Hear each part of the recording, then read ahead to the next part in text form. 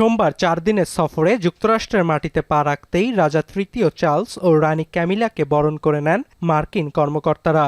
এ সময় যুক্তরাষ্ট্রে নিযুক্ত ব্রিটিশ সামরিক কর্মকর্তাদের খুদে সদস্যদের হাত থেকে ফুলেল শুভেচ্ছা গ্রহণ করেন রাজদম্পতি। এরপর হোয়াইট হাউসে যান রাজা রানী। সেখানে তাদেরকে আরেক দফা বরণ করে নেন মার্কিন প্রেসিডেন্ট ডোনাল্ড ট্রাম্প ও ফার্স্ট লেডি মেলানিয়া ট্রাম্প। উষ্ণ অভ্যর্থনা শেষে হোয়াইট হাউসে একটি চা চক্রে যোগ দেন রাজা চার্লস ও রানী ক্যামিলা। এছাড়াও প্রথম দিনে ব্রিটিশ রাষ্ট্রদূতের আমন্ত্রণে একটি গার্ডেন পার্টিতে যোগ দেন রাজদম্পতি।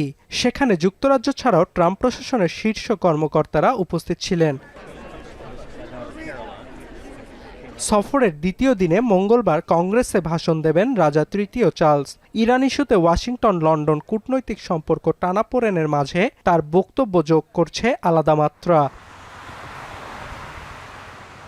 ইতোমধ্যে বিশ্লেষকদের অভিমত, দুই দেশের মধ্যে চলমান মতবিরোধ ভুলে কিভাবে কূটনৈতিক সম্পর্ক জোরদার করা যায় তা নিয়ে কথা বলবেন রাজা চার্লস। এছাড়াও ন্যাটো ও ইউক্রেনের পক্ষেও কথা বলবেন তিনি।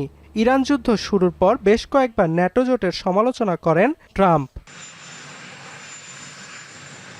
তাই কংগ্রেসে দেয়া বক্তব্যে মার্কিন আইন প্রণেতাদের কাছে জোটভুক্ত দেশগুলোর শান্তি স্থিতিশীলতা রক্ষায় ন্যাটোর গুরুত্বের কথা তুলে ধরবেন ব্রিটিশ রাজা। 1991 সালের দ্বিতীয় রানী এলিজাবেথের পর দ্বিতীয়বারের মতো ব্রিটিশ রাজপরিবারের সদস্য হিসেবে কংগ্রেসে বক্তব্য দেবেন রাজা চার্লস।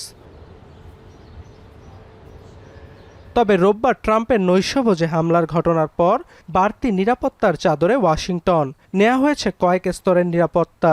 সফরে ট্রাম্পের আমন্ত্রণে একটি নৈশভোজেও অংশ নেবেন ব্রিটিশ রাজদম্পতি। অর্ণব প্রসাদ, এখন বিশ্ব। কালার এক্সপার্ট এবং ডার্ক স্যাপ সমৃদ্ধ অরিক্স অ্যাডভান্স ডিটারজেন্ট পাউডার, আপনার লন্ড্রি এক্সপার্ট।